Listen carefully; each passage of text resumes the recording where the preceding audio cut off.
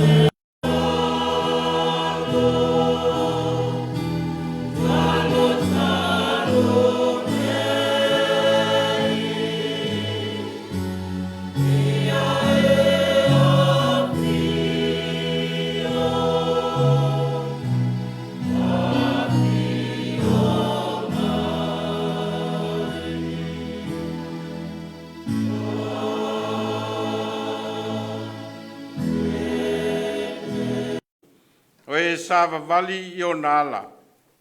A wai te ai me ngā lue ai o lima, e ia te oe le manuia, e ia te oe foi le lei. E vela wā vāpe o le vine fua tele mai to tonu o lau fale, o lau whanau e pe o tamai o live e vanga vangai lau a lao ai. Whauta e whapeo na manuia o tangata e matau I le li. E o tātou te tālo. La matou tapua inga o le vi inga ma le wha manu ia te oelo matou atua ono loa lofa ma lou wha maoni. Ai vai ma le ato toa I matou o tangata a o matou o atua nganga pa iaia fio mai se e aia ino o matou o nganga tapuai ia matou whai ai le tapua inga I le nganga ma le wha maoni. Ai wai lava o se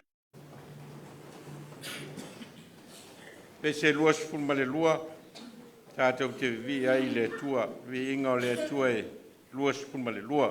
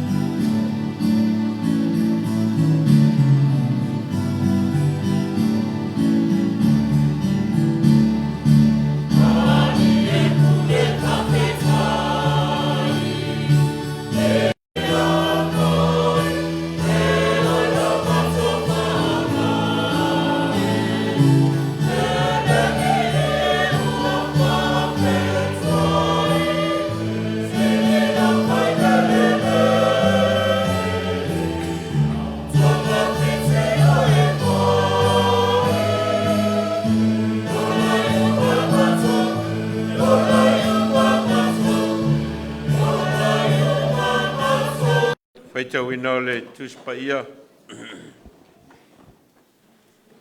Tuswhiwhilia o mō mai le whenga inga whau o le evangelia Ioane. Ioane lon tau mua tātou te whaitau whiawa wai. Mai le whaiu mua e whangata mai le whaiu po e se furu ma le valu. Evangelia Ioane lon tau mua. Whaiu mua e whangata. Sai le amatanga le upu. Sai le atua le upu o le atua foi le upu. Na ia whaia mea umalawa e le ai foi se mea tasi na whaia e le i whaia e ia.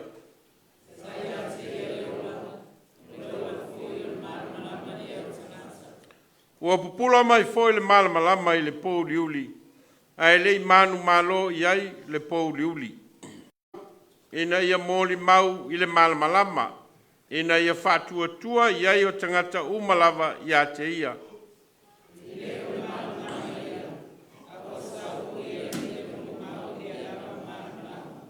O le malamalama moni lea, na te wha malamalama ina tangata umalawa o lo ua maliu mai i le larolangi.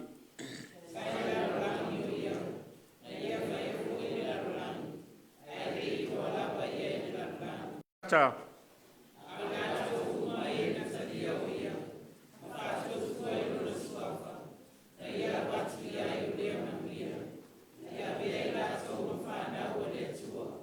O i lātou, e leo le toto na whana wai.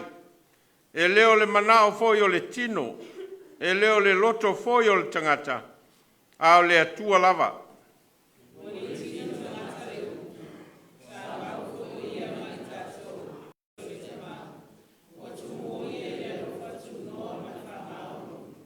Mōri mau Ioane i a te ia ma alanga atu. O ia le nei sa au whai e tuai. O le muli mai e sili o ia i a te au. A wā o ia na mua i a te au.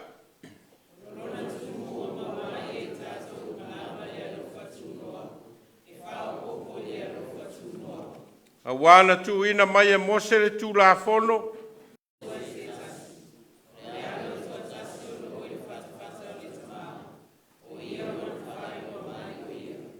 Whamanuia mai le ngāngo le tua le tātou whaitau mwhalongolongo i nā whionga mai e tū mau i a te ialo na lava vi inga nei se iau i le whavavau lava. Āmene. Walus fuma le lua le pese tātou toi vi i ai.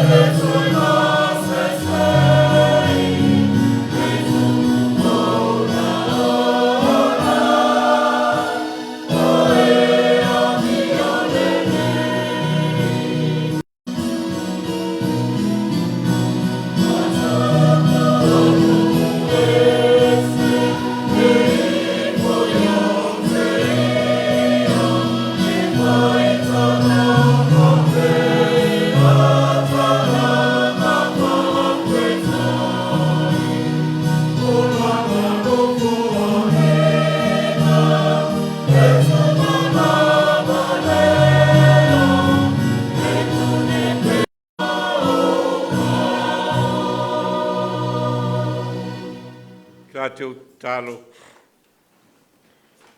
E pa ia lava lau o fio le atua.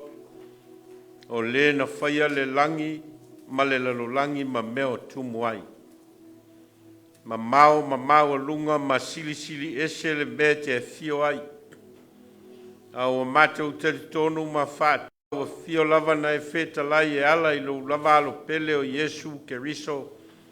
O le mea iai le toa lua po le toa tolu i o suafa e iai whaatasi ma oe. Mātou te tonu foi ma whaatua tuola.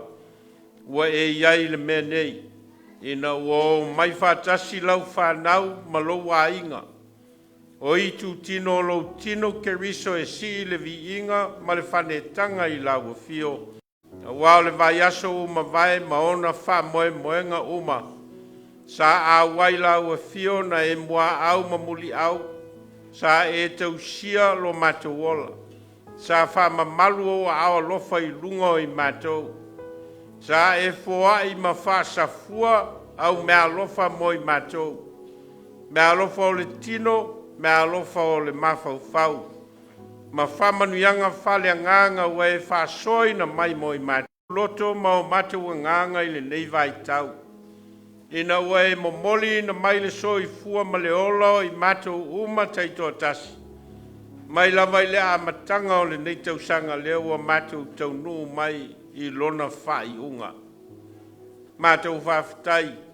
Wa wale ai lava se mea e o nge tango li mai le tangata. Ona o au whamanuianga sa sai na mai moi mātou. O mātou le, o mātou whinu ma mali lie. O mātou o ofu ma mawhanawhana. O mātou no nofo foi no foanga le lei. Ona o lau whasoa ma au whamanuianga e te foi na mai o mātou wola. Wa e whao ngā ina foi, mea lofa o tā leni wa e whao ina mai.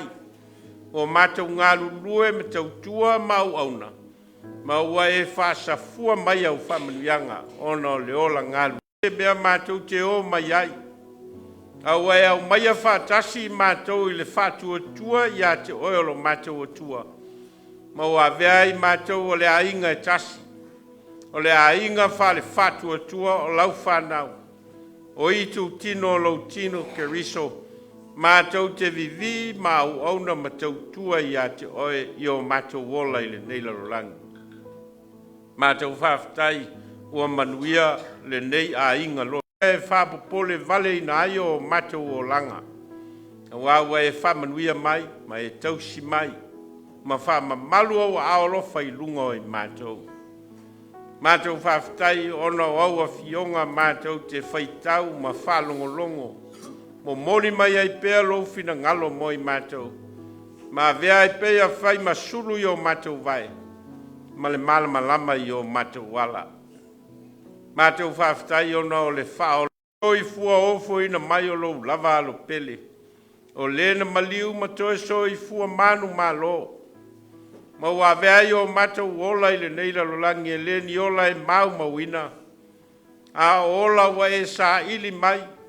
E na ia mātou toe maua le mawhitanga tū mau ma oe i le ola whawavau. Ia fo ia tu lava le vi inga ma le whane tanga i a te oe. Ono loa lofa ma lofa maoni. Mātou fo le foto le anga masei. Tere lava mea e vai ai mātou. Tofu fo le tangata ia moona leu. E leo lilo fo i lausi la whanga o mātou leanga ma o mātou vai inga. Au o mātou o atu i luma o lau o fio i le neitai au. O i mātou o lau whanau. O i mātou o lau a inga. O i mātou o i tu tino lo tino ke riso. Mātou te sa ili wai i mātou teito tasi. Pa mangalo mātou a inga. Pa mangalo mātou whanau. Pa mangalo i mātou o tai o a inga ma lau e kalesia. O awa e to tofi i mātou e tai lo nu ma lau a inga ma mātou whanau. O vai lava ma le ato toa i mātou i o luma. O mātou a ngai fo i me finanga loai le tangata ia. lotu.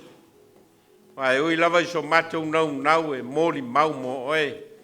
A la matou moli mau e onge. O la matou moli mau e vai. A wa le iai matou le ola fatua tua ma le ola fama e moe ia te oe. E na ia tapa sai na ai lo matou ola moli mau fa kerisiano. Ia te oe o lo matou atua ma le ua faola mai. A vele maliwa Yesu ke matou o lau whanau. E na ia matou i loa lau a fio, ma matou malama i lo finangalo. Ma matou sawa vali ai Yesu uma o lo matou ola. Matou talo mo au whamanuianga. Se e whamanuia mai le nei e kalesia. Whamanuia ona whi au, maana ngā ruenga, malana mōli mau o lo whātino. Whamanuia i tu tino ese ma o lao whatu noa mo i mātou. Mātou talo se e whamanuia a inga te tasi uma. Tofu lava le a inga ia mo ona lava singa ma ona whamoe moenga mo nei ma le lumana. Atia e ino a inga ma le atia e ino mātou whanau. O mea lofa tangata ua e fōina mai ia mātou mawhitanga, mātou talo. Se e whamanuia mai. Ia mātou i loalo wa lofa tūnoa. O le nei a tunu, ua mātou no nofo ai, mātia e ai. Ma ua vai tamaina o mātou wola. Ma ua whau ina ai o mātou ainga, ma mātou whaatino ina ai la mātou moli mau e ala i lau e kalesia. Mātou talo, se e whamanuia mai New Zealand. Whamanuia o na sio manga. Whamanuia o na matanga luenga ngā lulue. Whamanuia ana upu whai o malo. Whamanuia le tunu. Ia iai loa lofa malo wanga le lei. Mātou mana tua sa mōlo mātou o tunu. E na ia e whamanuia i lana whainga malo. Whamanuia i ona nu ma ona lala whanga ma ana pulenga. Ia e whamanuia i le wheau moli a lau e kale sia kerisiano i to tono o le atunu. O a whawhita uli o lo whea ngai ma le atunu. Mai le ngā solonga o le atunu. E na ia manuia ma vea oe ma o ngā tu tonunga le mu o le ngā luenga o lo whaia i tonu o Samoa. Mātou te talo mole lalo langi lau tele maona tōtu ngā. No fuanga o lo whea ngai mataua ma whe vai inga mātou te talo mo lo file mu. O atu nu o lo whea ngai ma whalawe lave whana tura o lo awha ina ai. Whata oto lia i mai o le tino ma le mawhauwhau ma nganga. Ina ia e whamalo lo ina. O e o lo i tono ai o ngase ma inga foi. Mātou te talo ia lango malu ina i loa lofa tūnoa. Mātou te talo mo la mātou tāpua inga nei. Ai maise le ngaso longa o whamoe moenga o le nei vai tau. Mātou te talo awai mai lawa fio ia mātou tāpia nanga ma mātou sa mau wha kerisiano. Mo oe o lo mātou atua ma loa lofa tūnoa. Te taimi mātou whalongo longo ai wheta laila o fio. Ta tala la mātou whalongo. Ta tala o mātou loto ma o mātou nganga. Ia mātou i loa oe lo mātou atua. Ma loa lofa whaalia e ala ia Yesu Keriso lo walo. O mātou te talo ia. O te talo le o tangata lava ia ai le o mātou loto. Awau mātou te talo ma Vailaau e ala ia Yesu Keriso le li malfaola. O le wao i mātou te talo. Lo mātou ta mai o le langi. Ia pa ia lo suafa. Ia o mai lo malo. Ia whaia lo fina ngalo i le lo langi e pei ona whaia i le langi. Ia e foai mai a te mātou i le aso nei a mātou mea ai e te tau ma le aso. Ia e whamangalo ia e waanga leanga mai i a te mātou. Au a foi e te taitai ina i mātou i whao so songa. A ia e lawe i a i mātou ai e leanga. A wae o le mālo ma le mana. A toa malevi inga e whawa vaulava. Amen. Se lau whiti fun ma le iwa le, pese tātou te pese ai.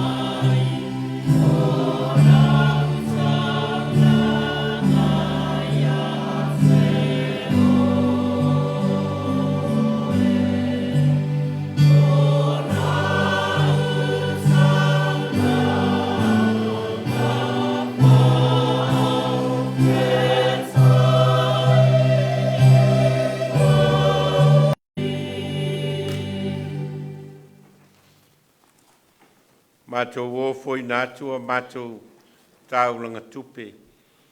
O le fua, o le ola ngā lulue, ma le ola tau tua o lau whānau.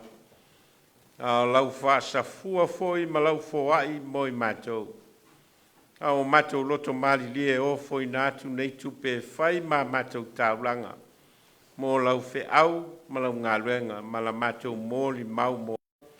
O taulanga tangata ma taulanga olai o foi nātu mō oe ma sovi inga. O no lou lava suafa Yesu. Amene.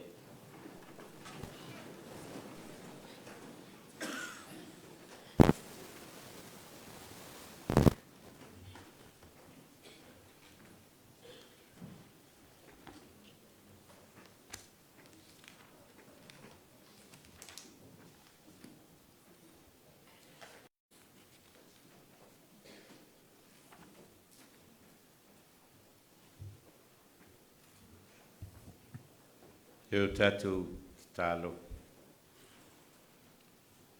Ia mā lie upo lo ngutu ma mawhauwhaunga o mātou loto i lau whawhauwhaunga no mātou atua o lo mātou papa ma lena te tōngi ola ina i mātou. Amene. Sa whaita wina o le evangelia Ioane i lona mta upmua mua au au fia whao ngā ina le whai upmua mua ma le whai upo e lua e whai mamatua. Sai le amatanga le upu, sai le atua le upu, o le atua foi le upu. O ia lava, sai le atua i le amatanga. Sai le amatanga le upu, sai ia lava, sai le atua i le amatanga. Toa whātu stala o le tuspa ia o lo latou wha mau ina latou mōli mau. Tustusia o lo wha matala mai ai a latou tali o le fesili po ai Yesu. Ma fuanga leo le tusia o ma reko, ma taio, Luka, ma Ioane. O le tau mawhai o tustala ia e tusia lato mōli mau. Se itali ai le fesili lea. O ai, Yesu Keriso. Ma o lo tofu lava le tustala ia malana wa ai.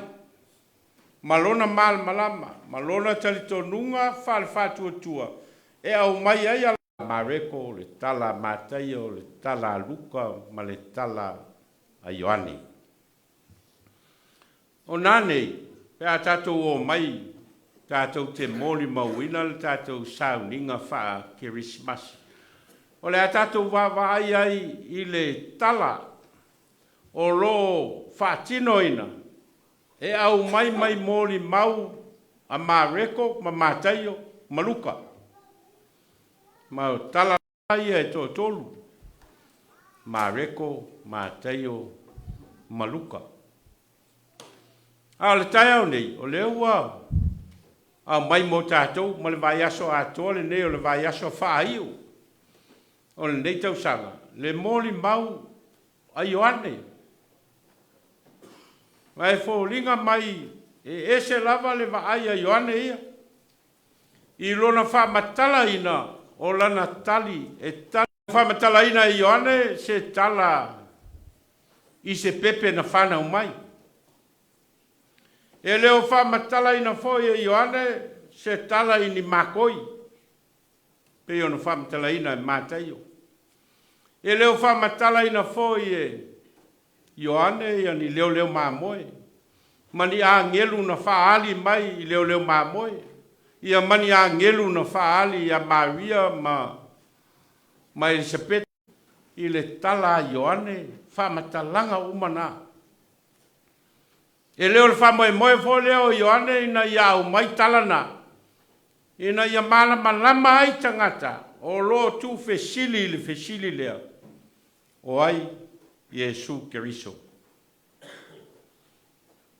Ao le tala Ioane, e manatu isi e whapea, o le tala Mareko ma Mataio Maluka e a mata atu i lalo. Awa o na whana nau isi pepe.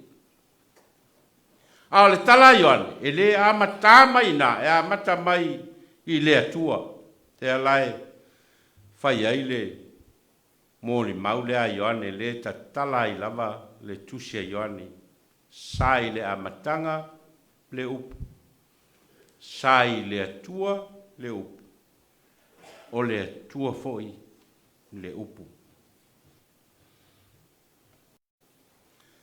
Al wha moe o Ioane, ia wha matala Iesu o le atua.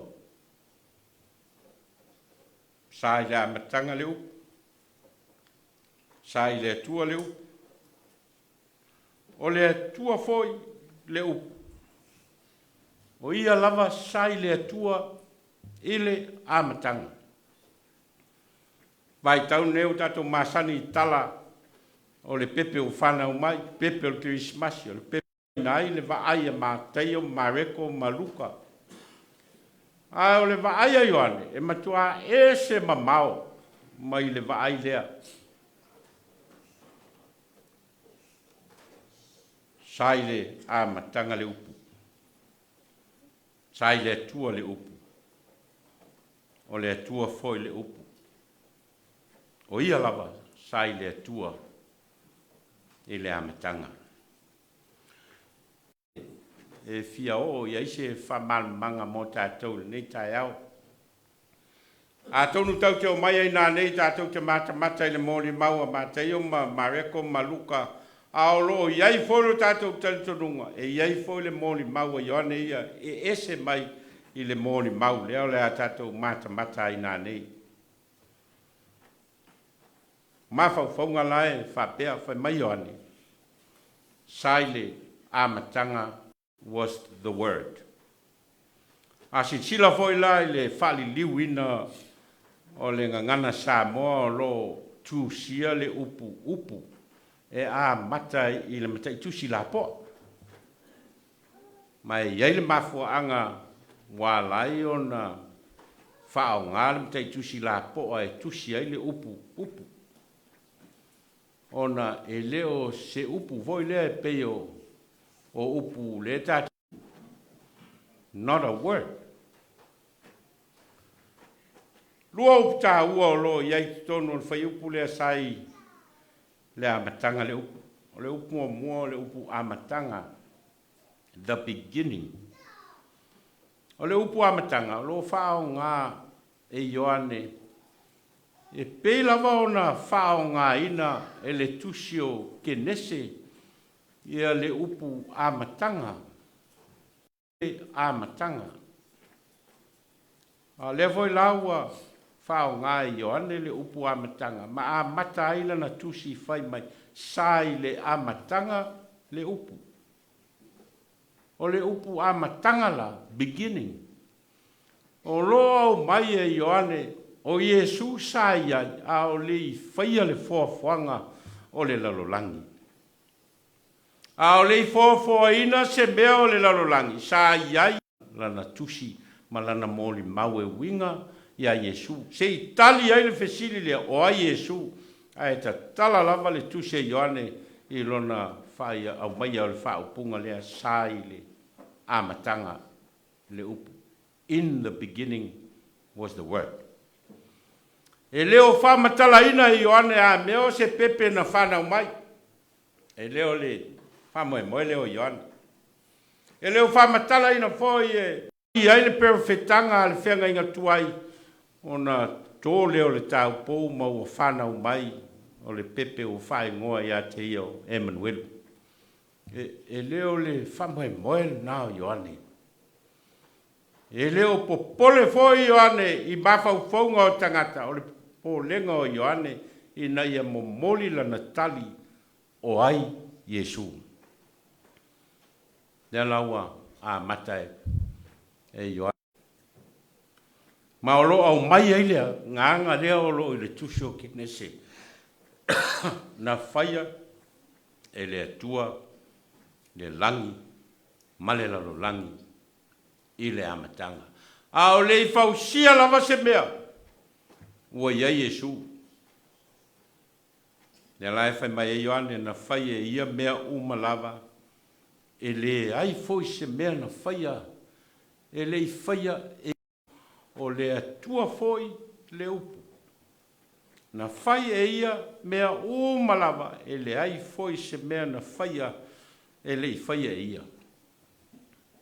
Toa e se ale va aia Ioane mai le va aia Mareko Mateo Maluka o lo tilo Ioane e leo se pepe ua whana umai ai o le atua na mata ai mea uma o le upu na lua o lo whataua o le upu lo minga tuai o le ngana sa mo o tuspa ia o lo a mata ia whapea sa i le amatanga le lokou sa i le atua le lokou o le atua foi le lokou lo minga tuai na o le tuspa ia sa moa mo lo whali liu sao ai lava i le ngana sa mo le upu lokou a le laua to e whaile lo minga lona lua ua le whao pua mai sai le amatanga le loko a o whai mai o sai le amatanga le upu ono le upu loko le ngana e leni o lona winga o le upu word ai peta e le o le whao ngā ina le Ioane o le upu loko ia le upu loko e whamatala ai le fina ngalo. E whamatala ai le anganga. E whamatala ai le awhionga momoli. E le nao se upu. Mo se whateita inga whai o te whai atu nei o le upu sapasui.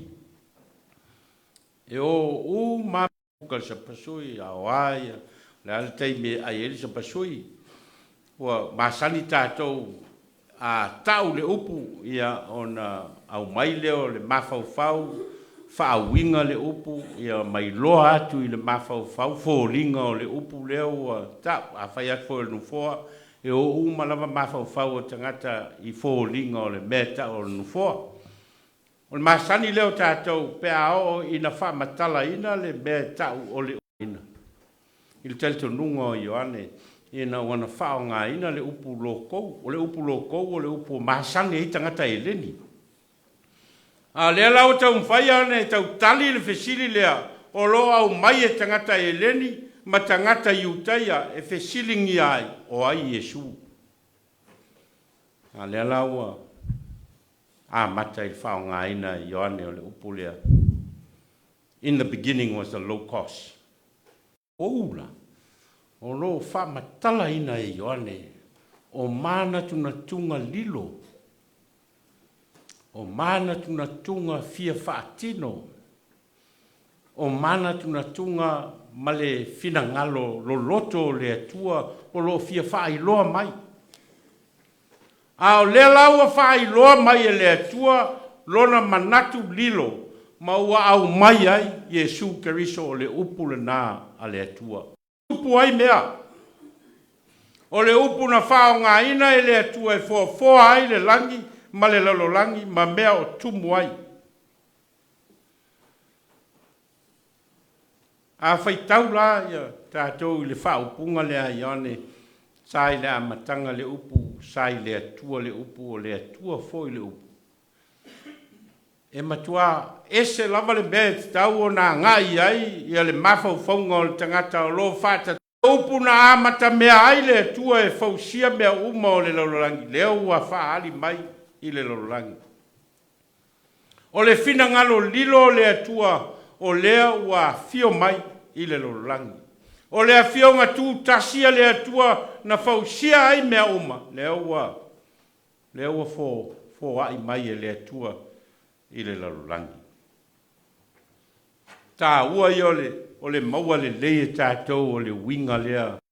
Tātou tāo fiofi nā le mawhauwhaunga o mareko matai o maluka e tātou te iloa ai Yesu. Se ilonga ua tū whātasi uma mawhauwhaunga o matai o mareko maluka mai o ane o na whatua a toa leo le talitonunga o le tangata kerisiano e winga ia Yesu Keriso. O le va aila Ioane o Yesu Keriso o ia o le upu foa le atua. Pepe foi na taunu ai ia perfetanga a perfeta o le whenga inga tuai. Ai o ia o le atua na ia foa ina mea umalava. Sai le amatanga le upu. Sai le atua le upu. O le atua foi le upu. Mawa whonga lona lua o lo au mai e Ioane o le whao. And God was the Word. Le isi le mori maua Ioane e leo maua i tonu o Mateo Mareko Maluka.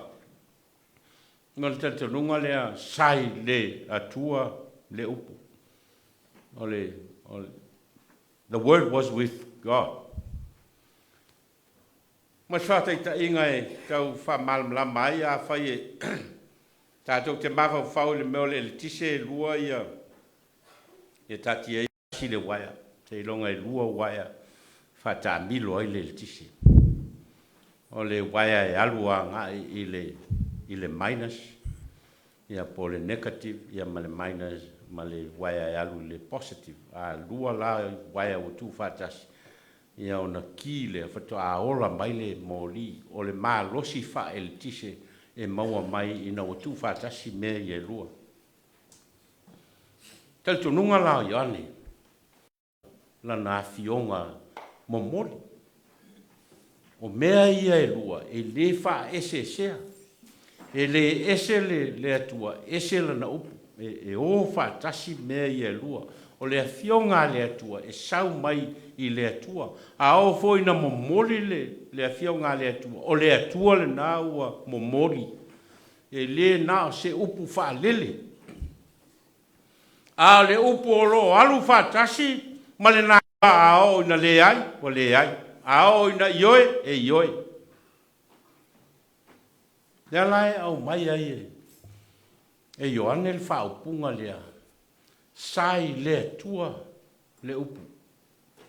The Word was with God. E leo se upu na momoli mai e nisi, e tau wha matala ai le atua, o le upu a le atua. O le upu a le atua e mawhai o na tu. Wha matala ai e Ioane le tali o le fisili lea. O a Yesu, le lau tali Ioane, sai le amatanga le upu. A wā o le upu lea na fōfō ai e le atua le lalulangi. Lona lua. Sai le atua le upu. E le mawhai o na alu tasi le atua e au noa mana na fionga momoli. E momoli mai eiro na finangalo. Ai ao ina momoli le finangalo o le atua. E momoli o ngia le upu o le atua ma le atua. Le ala le mea finangalo ai le atua o le mea na. E le ese le atua ese rana upu. Nea laua wha matala i Ioane i tangata o Lotu fesili po ai Yesu. Nea lau whai mai Ioane. Sai le atua. The Word was with God. O le atua foi le upu. And the Word was God.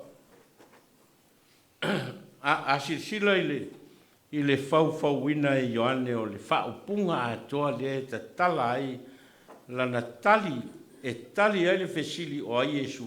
O lo milo whaatasi whaupunga nei e tolu. Sai le amatanga le upu, sai le atua le upu. Deisi lea whaupunga o le atua foi le upu. Na o Ioane o lai mawai. Mai tu stala i e toa whaa. Na o Ioane o lai mawai le whaupunga lea. O le atua foi le upu. Leisi lea mawhauwhaunga sa tele no whete na i eita ngata ma Yesu o noi.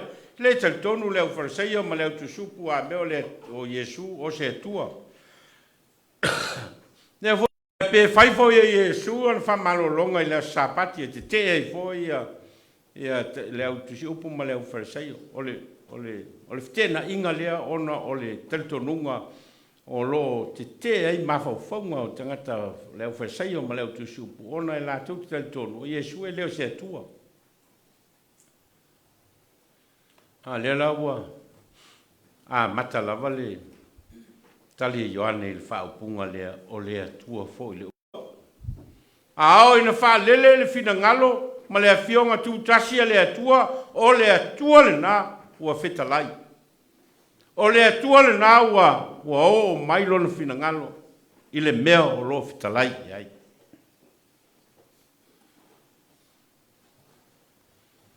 i le tuse Ioane e fitu whailonga o Lotu sia Ioane e fitu whailonga po science e whailoa mai ai ia le mana whaatua o Yesu Keriso. Whailonga mua le whailonga na li liwa i Yesu le vai e whaimawaina mana tua fo le tala i kana i Galileia i na ua atu Yesu malontina e awai le whaipoiponga i kana i Galileia. Lea na alu onga ua uma le waina. Ia o nā aluane leo tinao Yesu ia Yesu ma whailoa ia le mea utupu. Ia lea na whaatonoa i Yesu au na e na ia whaatumu ia tane i vai ia maasu loa i tangata. Lea lana ave ai le waina. Whaerongo mua nā na whai e Yesu i le moni mau lea a Ioane e tau tali ai ia e tua fo i le upu. O ia lava sai le tua i le amatanga. Le foi se mea na whaia i le whaia ia. Upu mai o lo ta tala ai e Ioane lo na wha matala ina o lona talitonunga po ai Yesu. O na wha matala lo le e Ioane o wha ilonga nei e fitu o lo i tono le tuse Ioane.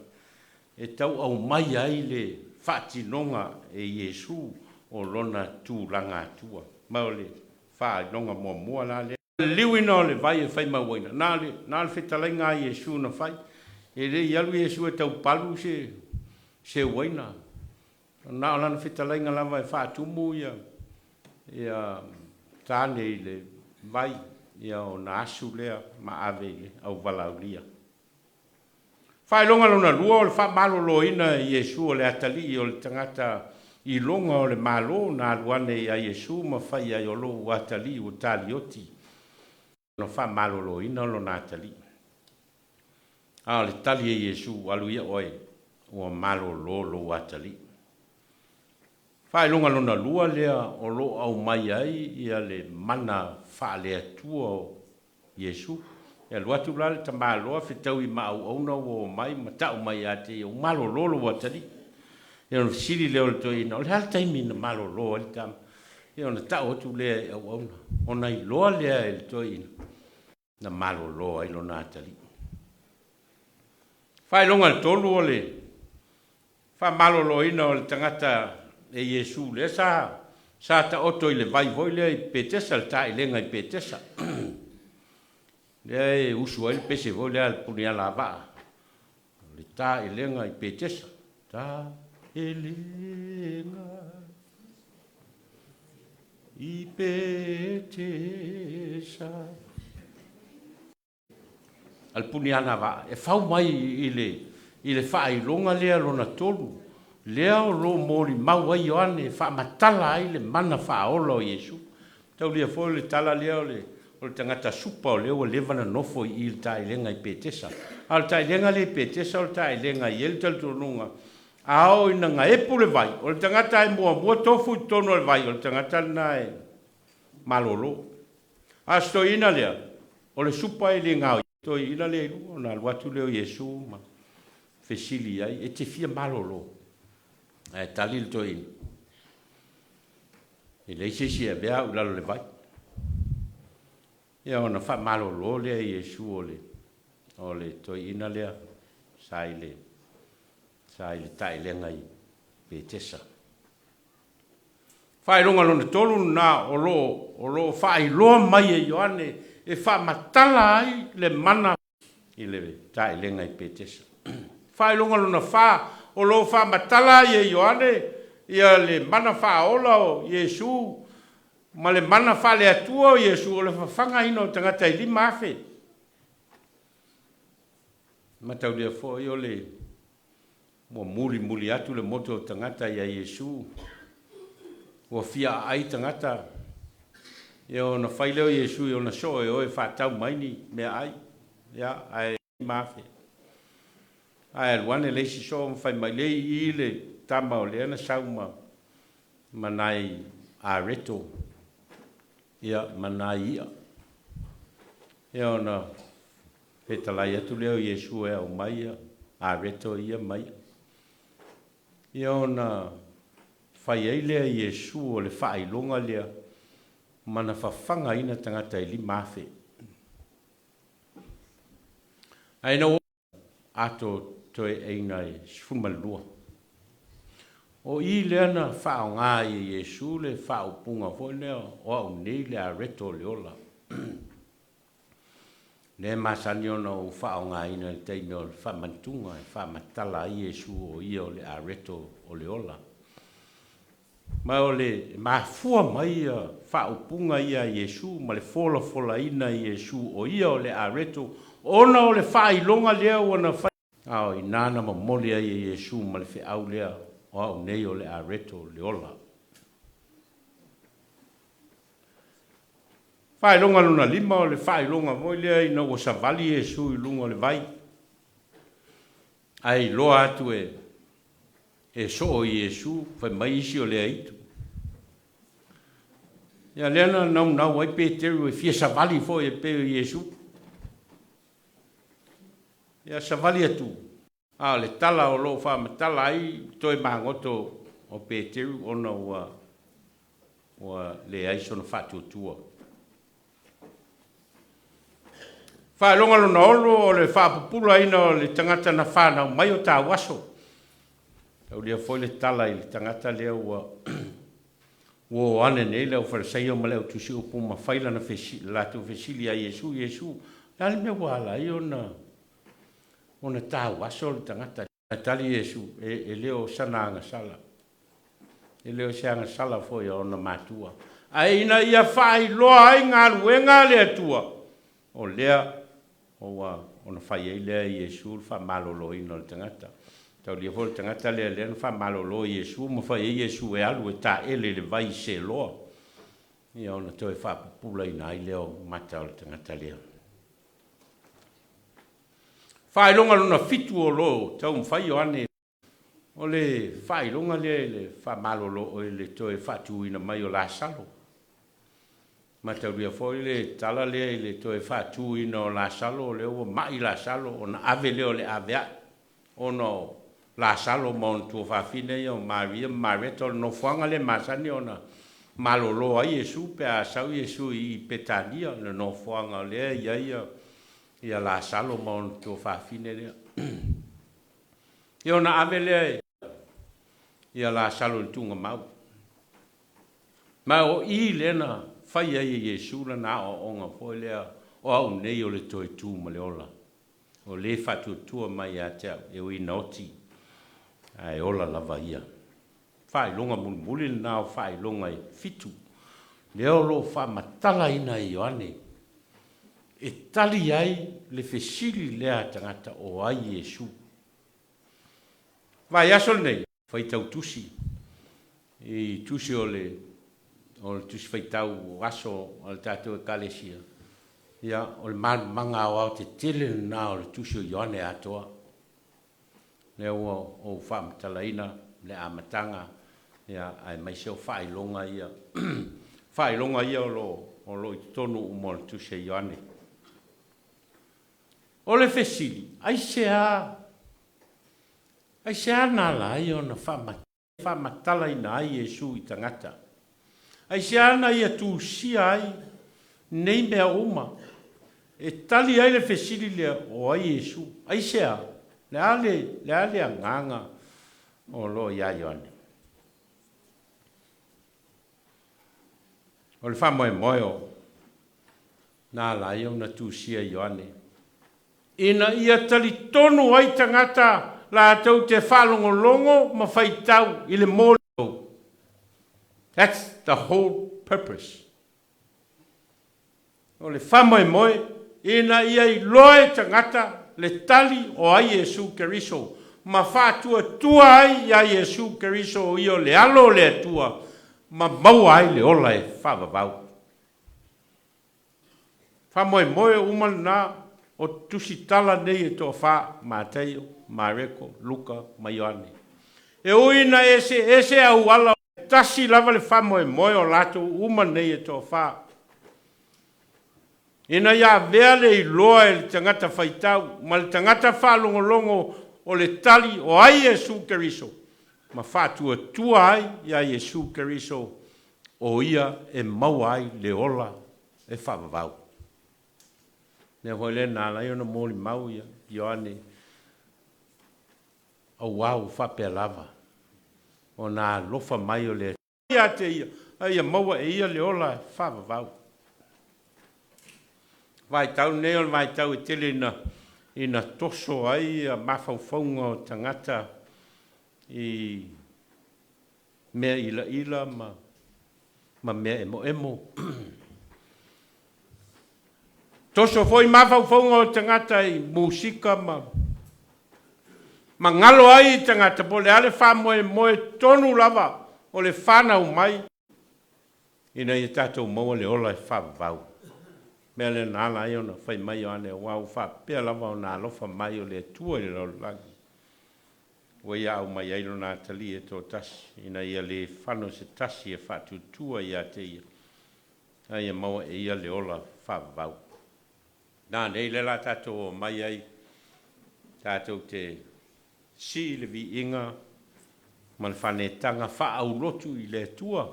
Ono tātou o le tātou whaali atu lea. O lo tātou talito nunga whatu tua e winga ia Yesu Keriso. A tātou o mai lana nei. E le nā o le fia i pesenga.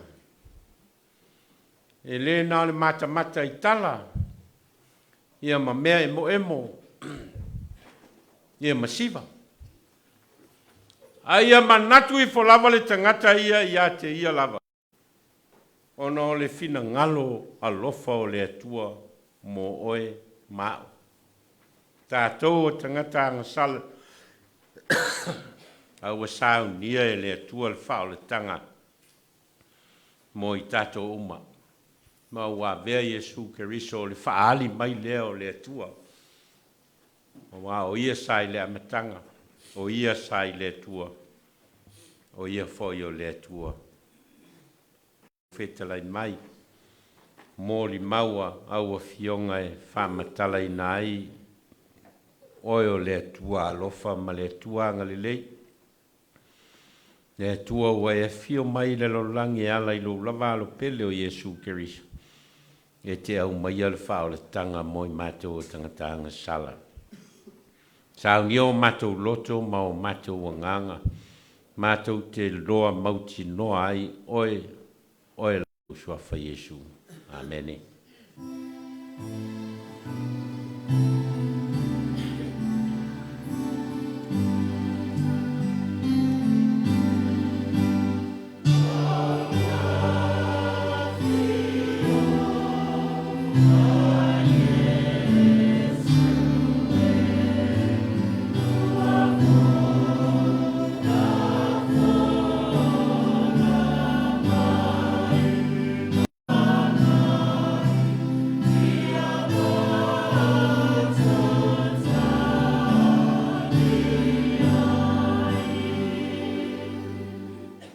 Pese lua, tātou te whai uai ma whamawai atu whai ai lātou o lo tāpuai ma mau mai, ia manuia tele nei vai aso.